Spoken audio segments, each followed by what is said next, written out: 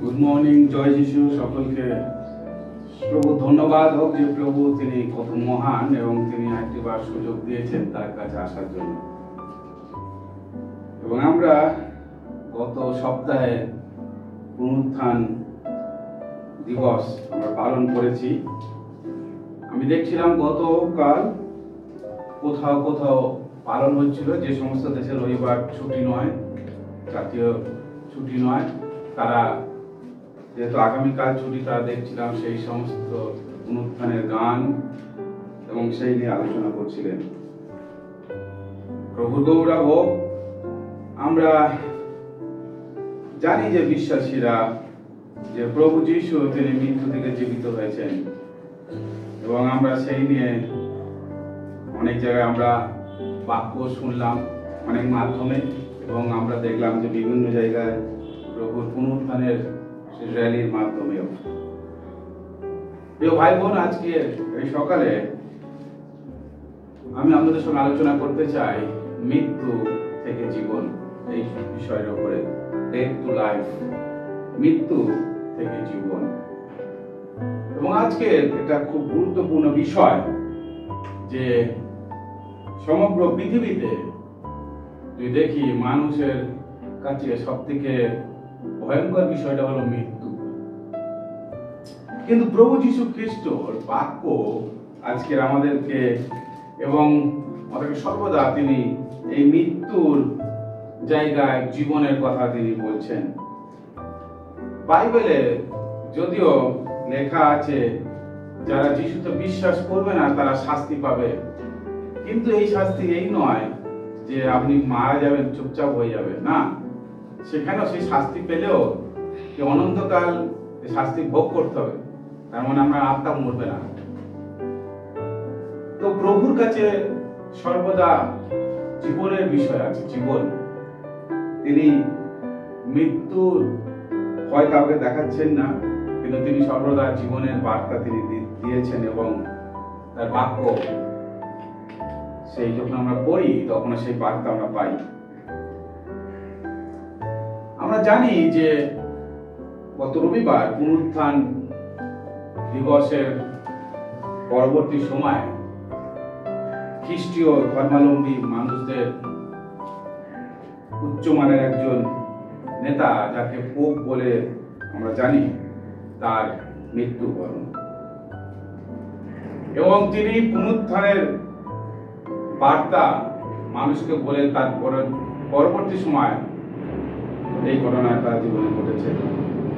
তো মহান ঈশ্বরের ধন্যবাদ হোক যে ঈশ্বর এই ব্যক্তির দ্বারা গৌরবান্বিত হয়েছে, তিনি তার কার্যটা আবার করেছেন।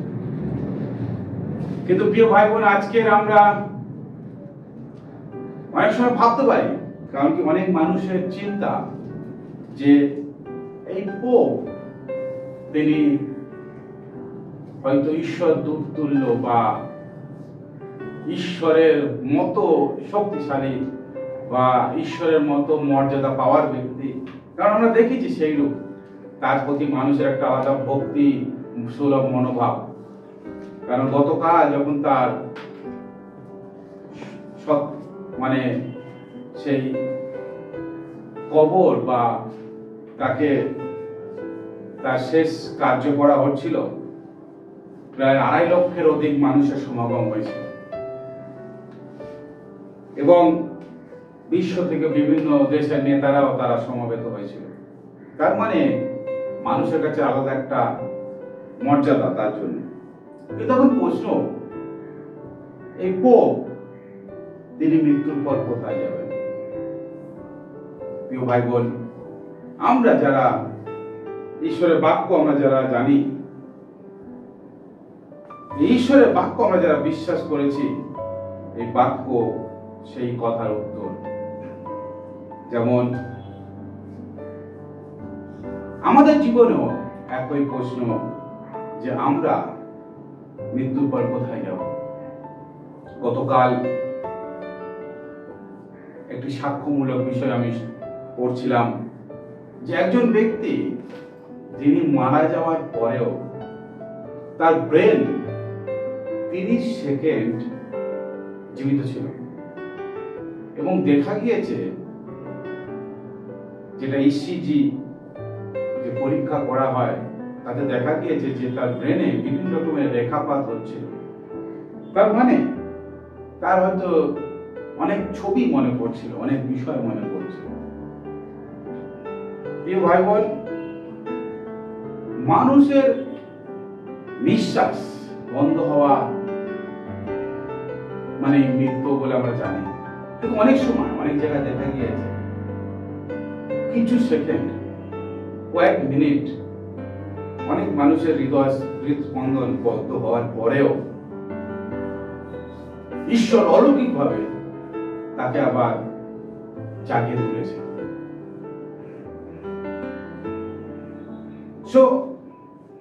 আমাদের সাধারণ মানুষ এবং পোপ আমাদের গন্তব্য একটাই, ঈশ্বরের বাক্য প্রভু যীশু খ্রিস্ট তিনি বলছেন, যে কেউ তাহাতে বিশ্বাস করে সে বিনষ্ট না হয় কিন্তু অনন্ত জীবন পায়। যোহন 3:16। ঈশ্বরের বাক্য সমস্ত ব্যক্তির জন্য প্রযোজ্য। প্রিয় ভাই বোন, খ্রিস্টকে যে সমস্ত আত্মা বা যে সমস্ত ব্যক্তি মুখে প্রভু বলে স্বীকার করে, হৃদয়ে বিশ্বাস করে যে ঈশ্বর তাকে মৃতগণের মধ্য হইতে উঠাইয়াছেন, ঈশ্বরের বাক্যানুসারে, ঈশ্বরের বাক্য অনুযায়ী তারা পরিত্রাণ পাইবে। অর্থাৎ সেই ব্যক্তি প্রভু যিশুর নামে স্বর্গে যেতে পারবে, তার স্থান ঈশ্বরের কাছে হবে। এটা ঈশ্বরের বাক্য বলছে। এবং এই পরিত্রাণ সেই ব্যক্তিকে তার জীবনের শেষ পর্যন্ত ধরে রাখার দায়িত্ব। এই নয় আমরা একবার অনুতাপ করলাম এবং পরিত্রাণ লাভ করলাম এবং পরবর্তীতে ঈশ্বরের বাক্যের বিরুদ্ধে জীবন করব। সুতরাং প্রিয় ভাই বোন, আজকে যিনি পোপ, যিনি আচার্য, যিনি পালক, সাধারণ মানুষ, সুসমাচার প্রচারক, সবার ক্ষেত্রে এই বাক্য প্রযোজ্য। কি? যে কেহ তাহাতে বিশ্বাস করে সে বিনষ্ট নয় কিন্তু অনন্ত জীবন পাবে। এবং প্রভু যীশু খ্রিস্ট কোন বিশেষ ব্যক্তির জন্য তিনি মরেননি, কিন্তু তিনি সমস্ত পাপী মানুষের জন্য তিনি প্রাণ দিয়েছিলেন।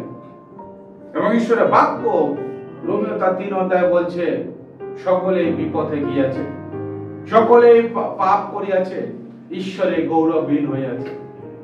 তিনি কখনোই বলেননি যে যারা বিশেষ বিশেষ ব্যক্তি তারা পাপ করেননি। সুতরাং ঈশ্বরের বাক্য অনুসারে যত ব্যক্তি আছে এই জগতে সবাই পাপ করছে ঈশ্বরের বিরুদ্ধে। সবার হৃদয়ে পাপের স্বভাব কাজ করে এবং পাপের জন্য সবাই ঈশ্বর থেকে দূরবর্তী ছিল। কিন্তু যখন আমরা অনুতাপের মধ্য দিয়ে প্রভু যিশুকে বিশ্বাস করেছি, মুখে স্বীকার করেছি, তখন আমরা পরিত্রাণ লাভ করেছি। এবং আমরা তার বাক্য নিয়ে প্রতিদিন প্রার্থনার মধ্যে দিয়ে যখন আমরা জীবন করি, আমরা ঈশ্বরের বাক্যকে ধ্যান করতে করতে ঈশ্বরের মহানতাকে আমাদের জীবন দ্বারা আমরা যখন অনুভব করি যে ঈশ্বর কত মহান, এবং আমরা আমাদের আধ্যাত্মিক জীবনকে প্রতিদিন ঈশ্বরের বাক্য দ্বারা নতুনীকৃত করার মধ্য দিয়ে আমরা সেই পরিত্রাণের সম্পন্নতার দিকে আমরা আস্তে আস্তে এগিয়ে যাই। এবং সেই প্রভু যিশুর আগমনের দিনে এই বিষয়টা সম্পন্ন হয়ে যাবে। প্রিয় ভাই বোন, বিষয় হলো আমরা এই বিষয় সুনিশ্চিত হই যে যত বড় সেই ঈশ্বরের কার্যকারী ব্যক্তি হোক না কেন, যদি তিনি তার জীবনকালে তার জীবন যদি ঈশ্বরের বাক্যানুসারে না করে, তাহলে অবশ্যই তার স্থান স্বর্গে নাও হতে পারে। এটা সম্ভব, কারণ ঈশ্বরের বাক্য উঁচু নিচু সমস্ত মানুষের জন্য এক, এখানে কোনো ভেদাভেদ নেই। ঈশ্বরের বাক্য বলে ঈশ্বর কারোর মুখ ব্যাখ্যা করেন না। সুতরাং প্রিয় ভাই বোন, যদি আপনার মনে হয়, যদি আমরা জানি না, সমস্ত মানুষের জীবন তো আমরা সবসময় দেখতে পারি না, তাই যদি সেই পোপ তিনি যদি মাননীয় পোপ যদি তিনি ঈশ্বরের গৌরবের জন্য, ঈশ্বরকে খুশি করার জন্য, ঈশ্বরের প্রীতির জনক যেটা সেই ভেবে যদি তিনি জীবন করে, অবশ্যই তার স্থান সেই অনন্ত জীবনের জন্য ঈশ্বরের কাছে হবে। তাই প্রিয় ভাই বোন, কারোর জন্য ঈশ্বর বিশেষ ফ্যাসিলিটি দেন না, কারোর জন্য ঈশ্বর বিশেষভাবে কিছু রাখেন না। ঈশ্বরের প্রেম তিনি সবার জন্য একইভাবে রেখে দিয়েছেন। সেই জন্য প্রভু যিশু তিনি যোহন তার 5:24 তিনি বলছেন, সত্য সত্য আমি তোমাদেরকে বলিতেছি, যে ব্যক্তি আমার বাক্য শুনে ও যিনি আমাকে পাঠাইয়াছেন তাকে বিশ্বাস করে, সে অনন্ত জীবন প্রাপ্ত হইয়াছে এবং বিচারে আনিত হয় না, কিন্তু সে মৃত্যু হইতে জীবনে পার হইয়া গিয়াছে। আমেন। প্রিয় ভাই বোন, এটা প্রভু যিশুর প্রতিজ্ঞা, প্রভু যিশুর প্রতিজ্ঞা। তিনি বলছেন, যে ব্যক্তি আমার বাক্য শুনে। প্রিয় ভাই বোন, আজকে আমাদের প্রত্যেকটা বিশ্বাসীর এটা দায়িত্ব। আমি বললাম গত সপ্তাহে আমরা সেই প্রভু যিশুর পুনরুত্থানের বিষয় আমরা দেখেছি, আমরা সবাই সেইটা উদযাপন করেছি আনন্দ করে। কিন্তু প্রভু যিশু সেই মৃত্যুবরণের আগে তিনি কিছু আদেশ তিনি দিয়েছিলেন, এমনকি ক্রুশের ওপর থেকে তিনি বানিয়ে দিয়েছিলেন। যেমন তিনি আমাদেরকে ক্ষমা করার বিষয় বারবার বলেছে, একতার বিষয় তিনি বারবার বলেছে, তবেই তিনি বলেছে তোমরা আমার শিষ্য হতে পারবে। আমাদের মধ্যে যদি ঈশ্বরের প্রতি ভালোবাসা, আমরা ভাবি যে ঈশ্বরকে আমি খুব ভালোবাসি, কিন্তু আমার আশপাশে সেই প্রতিবেশী, আমার আশপাশে দেখার মানুষকে যদি আমি ভালোবাসতে না পারি, তাহলে সেটা হলো আমার কাছে অনেক ভণ্ডামের বিষয়। তার কারণ ঈশ্বরকে আমি দেখতে পারি না, ঈশ্বরকে আমি চোখে দেখতে পাই না, কিন্তু কিভাবে আমি তাকে বারবার বলছি ভালোবাসি, কিন্তু যে ব্যক্তিটা আমার আশেপাশে আছে তাকে ভালোবাসতে পারি না, তাকে আমি শ্রদ্ধা করতে পারি না, তাহলে এটা ভণ্ডতার এক বিষয় না প্রিয় ভাই বোন। সেই জন্য যীশু খ্রিস্ট বারংবার বলে দিয়েছিল, সেই জন্য তিনি বলছেন তোমরা যদি সেই প্রেম করতে পারো তবেই তোমরা আমার শিষ্য। তাহলে ঈশ্বরের বাক্য আমরা শুনবো, কিন্তু তার পরবর্তীতে যদি আমাদের জীবনে কাজ না করে তাহলে কিভাবে করবো?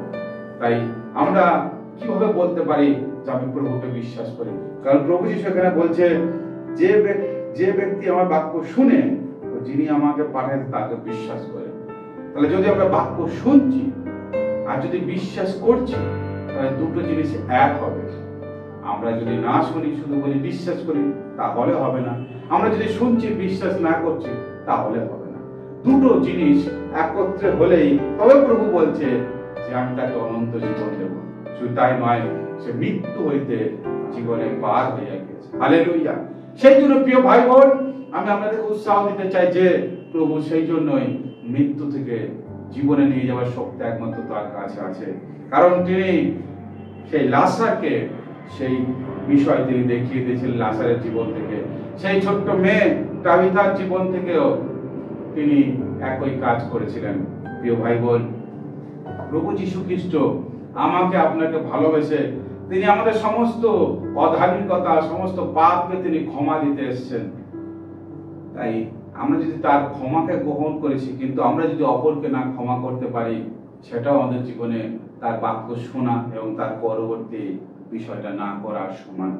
সেই জন্য আমরা আমাদের জীবনে প্রভু যিশুর সেই বাক্য আমরা শুধু শুনলে হবে না। সেই দিন প্রভু যীশু খ্রিস্ট সেই বাক্য যখন বলেছিলেন, মগদলিনী মরিয়ম এবং মার্থা তারা দুজনে শুনেছিল, কিন্তু প্রভু যীশু তারপরে বলেছিল তুমি কি এটা বিশ্বাস করো? কিন্তু হ্যাঁ বলেছিল, তবুও তাদের জীবনে অবিশ্বাস দেখেছিল প্রভু যীশু খ্রিস্ট এবং তিনি কেঁদেছিলেন। প্রিয় ভাই বোন, যখন তার 11 অধ্যায় এইরূপ লেখা আছে 25-26, যিশু তাহাকে কহিলেন, আমি পুনরুত্থান ও জীবন, যে আমাকে বিশ্বাস করে সে মরিলেও জীবিত থাকিবে, আর যে কেহ জীবিত আছে এবং আমাকে বিশ্বাস করে সে কখনো মরিবে না। ইহা কি বিশ্বাস করো? প্রিয় ভাই বোন, প্রভু যীশু খ্রিস্ট তিনি নিজেই তিনি বলছে আমি পুনরুত্থান ও জীবন। Is the life, is the resurrection and the life. প্রভু যীশু তিনি পুনরুত্থান ও জীবন। প্রিয় ভাই বোন, তিনি একমাত্র সেই মৃত্যু থেকে জীবনে নিয়ে যাওয়ার, তিনি সেই ঈশ্বর, তিনি সেই প্রভু, তিনি সেই রাজা। সমস্ত কর্তৃত্ব তার হাতে আছে। তাই তিনি যখন জীবিত হয়ে যাওয়ার পরে, মৃত্যু থেকে জীবিত হওয়ার পরে, তারপরে শিশুদের সঙ্গে দেখা করার পরে তিনি বলেছিলেন মথিলিখিত সুসমাচার 28 অধ্যায় যে স্বর্গে পৃথিবীতে পাতালে সবকিছু তিলকের সমস্ত কর্তৃত্ব আধিপত্য আমার কাছে আছে। তাই তোমরা সন্দেহ জগতে যাও, সুসমাচার প্রচার করো। কি সুসমাচার? যে প্রভুর কাছে সেই অথরিটি আছে, প্রভু সেই অথরিটির মালিক এবং তিনি জীবিত, তিনি পবিত্র, তিনি আমাদেরকে ভালোবাসেন এবং আমরা যখন তাকে বিশ্বাস করব আমরা অনন্ত জীবন লাভ করব। প্রিয় ভাই বোন, এটাই হচ্ছে সেই সুখবর যে যীশু খ্রিস্ট আমাদেরকে ভালোবাসেন এবং তার কাছে সেই সমস্ত ক্ষমতা আছে। তিনি আমাদেরকে জীবন দিতে পারেন, তিনি মৃত্যুকে থামিয়ে দিতে পারেন, কারণ তিনি তার জীবন দ্বারা দেখিয়ে দিয়েছিলেন। প্রভু যীশু খ্রিস্ট হলেন সেই ব্যক্তি যিনি এই উদাহরণ তৈরি করেছিলেন। জগতের যে বিষয়টা সকলে ভয় পায়, জগতের মানুষ যে বিষয়টার জন্য প্রতিনিয়ত আমরা যে দেখি হসপিটালগুলোর ভিড়, কেউ লক্ষ লক্ষ টাকা খরচা করে বা হাজার হাজার টাকা খরচা করে সে মেডিক্লেম করে রেখেছে, কারণ যাতে সে মরে না যায়, সুচিকিৎসা পায়, বেঁচে থাকতে পারে। এই রক্ত মাংসের মানুষ, এই রক্ত মাংসকে বাঁচিয়ে রাখার জন্য মানুষের কত প্রচেষ্টা। কিন্তু প্রিয় ভাই বোন, যদি আজকে আমরা যীশু খ্রিস্টকে না বিশ্বাস করি, ঈশ্বরের বাক্য বলছে আমরা আধ্যাত্মিক ভাবে মৃত এবং আমাদের এই আধ্যাত্মিক মৃতর কোনো ওষুধ দ্বারা কিছু করা যাবে না, কোনো মেডিক্লেম দ্বারা কিছু করা যাবে না। কারণ হয়তো আমরা লক্ষ কোটি টাকা খরচা করে মেডিক্লেমের মধ্য দিয়ে আমরা আমাদের এই মানসিক শরীরকে আমরা বাঁচিয়ে দিতে পারি, কিন্তু প্রভু যীশু খ্রিস্ট ছাড়া আপনার এই আধ্যাত্মিক জীবনকে কেউ বাঁচাতে পারবে না। এই আধ্যাত্মিক জীবন একমাত্র প্রভু যীশু খ্রিস্টের মধ্য দিয়ে আপনি বাঁচাতে পারেন, কারণ তিনি হলেন সেই পথ, তিনি হলেন তিনি সত্য ও জীবন। He is the life. তাই আজকে যদি আপনি আপনার আধ্যাত্মিক জীবনে আপনি যদি জীবিত হতে চান, তাহলে প্রভু যীশু খ্রিস্ট হলেন সেই জীবন। তাই তিনি বলছেন আমি পুনরুত্থান ও জীবন। এটা কি তুমি বিশ্বাস করো? আজকে প্রভু যীশু সেদিন যেরূপ সেই লাজারের বোনদেরকে বলেছিলেন, আজকেও একইভাবে প্রভু আমাদেরকে বলছে তুমি কি বিশ্বাস করো? প্রিয় ভাই বোন, আজকে আমরা যারা বিশ্বাস করে প্রভু যীশুকে, প্রভু যীশু তিনি বলছেন তোমরা মরিলেও জীবিত থাকবে। ঈশ্বরের বাক্য, ঈশ্বরের বাক্য আমাদেরকে এই কথা বলছে। প্রিয় ভাই বোন, জীবনের কথা বলছে। প্রভু যীশু আমাদেরকে জীবন দেওয়ার জন্য, শুধু তাই নয়, তিনি বলছে আর আমি তোমাদিগকে, আমি তাহাদিগকে অনন্ত জীবন দিই, তাহারা কখনোই বিনষ্ট হইবে না এবং কেহই আমার হস্ত হইতে তাহাদিগকে কাড়িয়া লইবে না। যোহন 10:28। প্রিয় ভাই বোন, প্রভু যীশুকে বিশ্বাস করা অর্থটা দেখুন। প্রভু যীশুকে বিশ্বাস করে শুধু পাপের ক্ষমা নয়, তিনি বলছেন আমি তো অনন্ত জীবন দিই। তিনি আরো একটা বিষয় তিনি বলছেন আমার হাত থেকে তাদেরকে কেউ কেড়ে নিতে পারবে না। প্রিয় ভাই বোন, এই জগতের মন্দতা, এই জগতের যে বিষয়টা আমরা ভয় পাই, সেটা ভয় পাওয়ার দরকার নেই, কারণ আমরা যখন প্রভু যীশুতে বিশ্বাস করে তার পথে চলি, বাকি প্রভু তিনি কাজটা সামলে নেন। প্রিয় ভাই বোন, তাই আমাদের জীবনে গুরুত্ব হলো তার উপরে বিশ্বাস করা, তার উপরে বিশ্বাস করা। আজকে আমি যেটা বললাম যে ঈশ্বরের প্রচারক হিসাবে অনেক প্রচারক, প্রচারিকা, পালক, পালিকা ও আচার্য অনেকেই আছেন এবং সবাই ঈশ্বরের অনেক কার্যও করছে আমরা দেখি। কিন্তু প্রিয় ভাই বোন, একটা গুরুত্বপূর্ণ বিষয় আছে, এই কার্যে সবাই রপ্ত হয়ে আছে, কিন্তু এই কাজে লিপ্ত হয়ে, এই কাজের অত যারা হয়ে আছে কার্য করতে করতে বিশ্বাসের জীবন যদি হারিয়ে ফেলে, সেটা আরো ভয়ঙ্কর। খ্রিস্টের প্রতি আস্থা, খ্রিস্টের বাক্য কি বলছে সেই বাক্যের বিরুদ্ধে জীবন করা সব থেকে ভয়ঙ্কর বিষয়। আজকে সেই বিষয়গুলোই ঘটে চলেছে চারিদিকে, আমরা দেখতে পাই।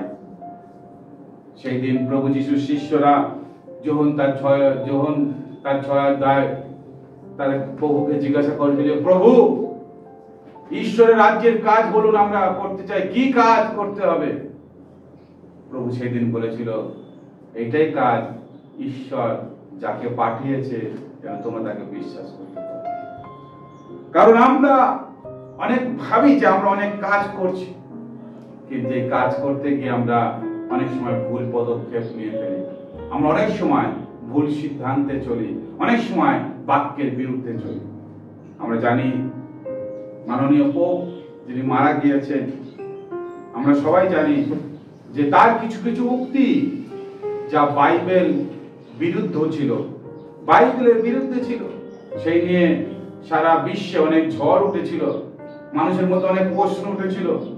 প্রিয় ভাই বোন, আমরা ক্ষমতায় বা একটা জায়গায় যখন কার্যের ক্ষেত্রে, ঈশ্বরের গৌরবের ক্ষেত্রে আমরা যখন যাই বা যেখানে থাকি, সেই পথ নিয়ে আমরা অনেক সময় ভাবি যে আমি এমন কথা বলবো যাতে সবাইকে খুশি করতে পারি।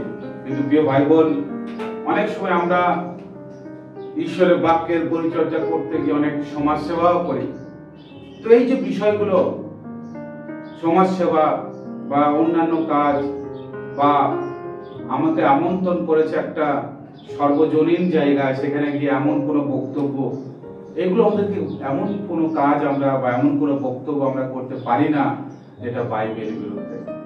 প্রিয় ভাই বোন, খ্রিস্ট প্রিয়জন, তাই আমাদেরকে মনে রাখতে হবে যে প্রভু যীশু খ্রিস্ট তিনি একটা বিষয় তিনি বারবার আলোকপাত করছেন, যে যাহারা তার উপরে বিশ্বাস করে, তার উপরে বিশ্বাস করা, তার উপরে আস্থা স্থাপন করাই হলো সেই খ্রিস্ট বিশ্বাসীদের জীবনে অনন্ত জীবনের আশীর্বাদ।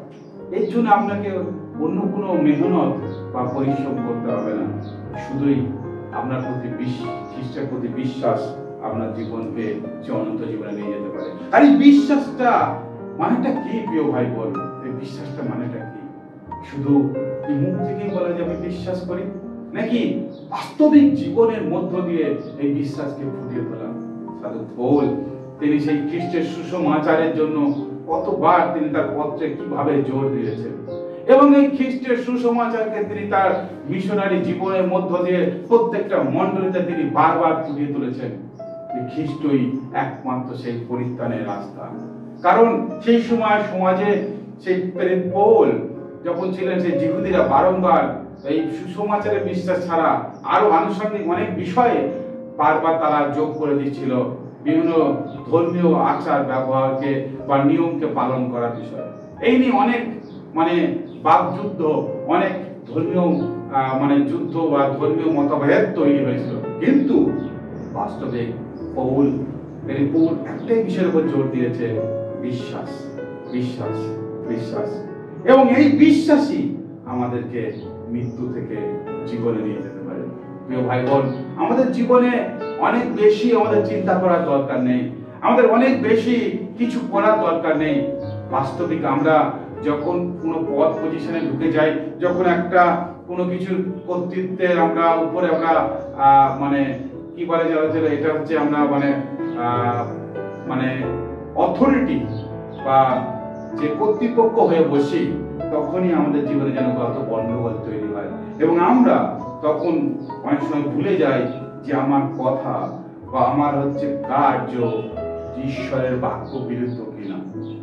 সেই জন্য প্রিয় ভাই বোন, ঈশ্বরের বাক্য যদি আমি নিয়ে চলছি, ঈশ্বরের বাক্য মতন যদি আমাদের জীবন, ঈশ্বরের ইচ্ছা মতন যদি আমাদের জীবন, তাহলে প্রিয় ভাই বোন, এই বিষয়ে আমাদের অনেক বেশি চিন্তা করা দরকার নেই যে আমি মৃত্যুর পর কোথায় যাব।